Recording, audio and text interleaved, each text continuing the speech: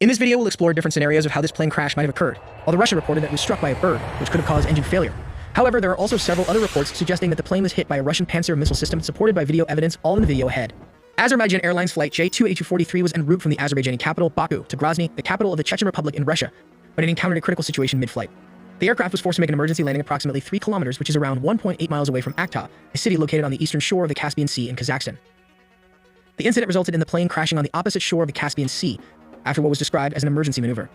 The nearest Russian airport along the plane's intended flight path located in Makhachkala, the capital of Dagestan. The Embraer E-Jet family is a narrow-body, short to medium-range, twin-engine jet airliners with 114 seats designed and produced by Brazilian aerospace manufacturer Embraer. Let's take a look at two scenarios of what happened to this plane crash.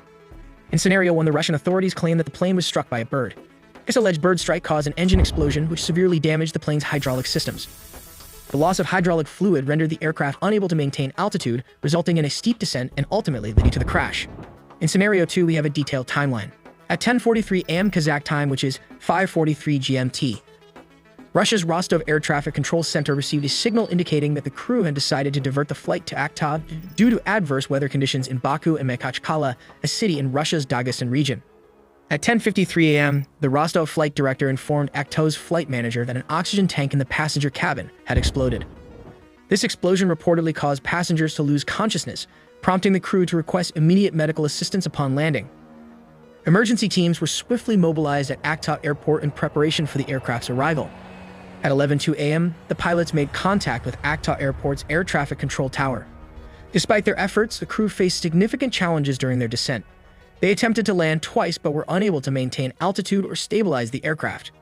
Tragically, at 11:28 a.m., contact with the crew was lost and moments later, the plane crashed to the ground. This means the plane was hit between 10:30 to 10:53 a.m. Kazakh time by the Russian anti-air defense system. The Panzer Air Defense System's radar scans the surrounding airspace, continuously detecting and identifying potential threats, such as this Embraer E-Jet. Once a target is identified, the system initiates tracking using its integrated radar and optical sensors. These components work together to calculate the target's trajectory, speed, and other critical engagement parameters necessary for interception. Based on the target's range, speed, and altitude, the Panzer system determines the most effective response, whether to launch a missile or engage with its high-speed autocannons. In this scenario, the plane is flying at a significantly higher altitude, rendering the cannons ineffective. Consequently, the system opts to deploy a missile as the optimal weapon for engagement. The missile is launched vertically from its sealed canister. It uses its advanced onboard guidance system to navigate with precision towards the designated target. As the missile approaches, its onboard sensors continue to track the civilian aircraft, which in this case is tragically identified as an Azerbaijani civilian aircraft. The missile carries a 25-kilogram high-explosive warhead. Upon reaching the target, the warhead detonates, releasing an intense explosion. The explosion occurs near the side of the aircraft, causing catastrophic damage to its tail section. The resulting shrapnel penetrates the fuselage, inflicting severe internal structural damage. This devastating impact destabilizes the aircraft, leading to an uncontrollable descent. The severely damaged plane crashes near Aktau Airport, resulting in a tragic loss of life and a devastating outcome for all those on board. This Russian Panzer has been very successful in Ukraine in taking out drones that resemble Cessna aircraft. The Panzer is equipped with two armaments, a missile system, and a 30mm gun. This is the UG-22 drone that can carry 82mm mortar rounds that the Russian mistook for the Azerbaijani plane. When this Cessna-like drone enters Russian territory, the Panzer's radar tracks it and selects the missile option to launch and destroy the drone as it flies at a very high altitude. The Panzer missile and gun system crews are responsible for monitoring and securing the airspace in designated areas, typically a few kilometers from populated regions, to ensure the safety of civilians. Once a target is detected, the Panzer system tracks and destroys it at a range of up to 20 kilometers before relocating. Since the beginning of the operation, Russian Panzer missile defense systems have reportedly destroyed more than 400 drones and numerous military aircraft. As we examine the damage caused by the air defense missile strike on the Embraer 190, it is important to note that the tail section of the aircraft was found upside down in the field. This perspective allows us to observe the left side of the vertical fin and the left side of the rudder, both of which are constructed using composite materials. Visible on the left side of the aircraft are the entry wounds caused by the missile's shrapnel. Correspondingly, exit wounds can be observed on the right side of the vertical fin and rudder, indicating the trajectory of the shrapnel as it passed through the structure.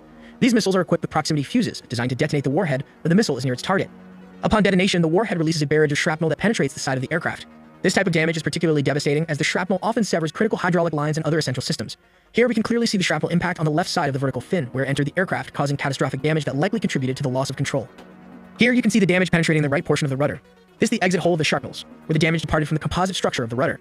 Next, he moves into the vertical fin portion, and here you can clearly see the shrapnel exiting through the aluminum structure of the vertical fin. Now you're looking at the top of the fuselage, right here where his hand is positioned. This area is on the right side of the vertical fin, showing how the shrapnel tore straight through it.